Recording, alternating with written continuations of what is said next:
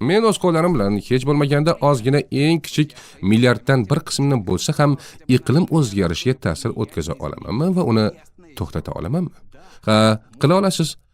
Valikni olib, tomlarni bo'yashga kirishamiz.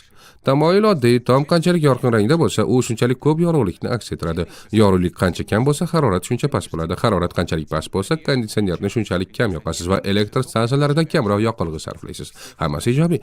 Agar muzliklarning erishi bizni shunchalik tashvishga solayotgan bo'lsa, ularni maxsus ko'rpalar bilan yopamiz. Ha, ular Shvetsariyadagi kabi yorug'likni aks ettiradi. Bunday o'ralgan har bir muzlik 70% ga sekinroq eriydi. Lekin rostni aytsak, bularning barchasi muammoga e'tiborni jalb qiladigan, ammo uni hal qilmaydigan nuqtali yechimlarga o'xshaydi. Butun sayyorani bunday usul bilan sovuta olmaymiz.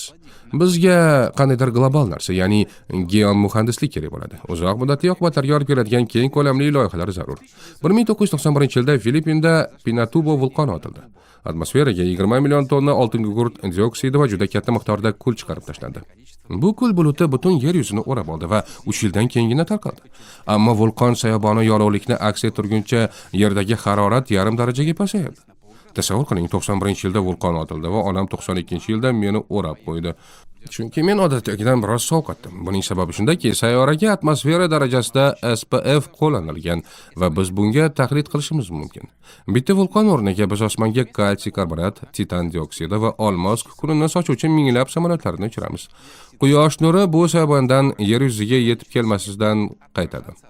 Nazariyada ajoyib ishtiradi, to'g'ri, lekin amalda bu masalan kutilmagan yog'ingarchilikni keltirib chiqarishi mumkin. Axir aynan aerozollar boshqacha turi bo'lsa-da, tarixdagi birinchi iqlim qurolida ishlatilgan. Vyetnam urushi paytida amerikaliklar yomg'ir mavsumini uzaytirish va dushman partizanlarini oziq-ovqat yetkazib beradigan Ho Chi Minh yo'lini suv bosishi uchun kumush yodundan changalzorlar ustiga sepishdi. Ular buni uddalashdi va bu yo'lni haqiqatan ham yuvib ketishdi. Ikkinchidan, aerozollar endigina tiklangan va biz 90-yillarda u haqida xavotirga tushgan ozon qatlamini yo'q qilish mumkin. Uchinchidan, agar biz shunchaki ko'p karbonat angidrid chiqarishda davom etsak va keyin aerozollarni purkashni keskin to'xtatsak, bizni keskin o'zgarish kutishi mumkin. Bugungi kunda yarim asr davom etayotgan harorat o'zgarishi bir necha yil ichida sodir bo'lishi mumkin.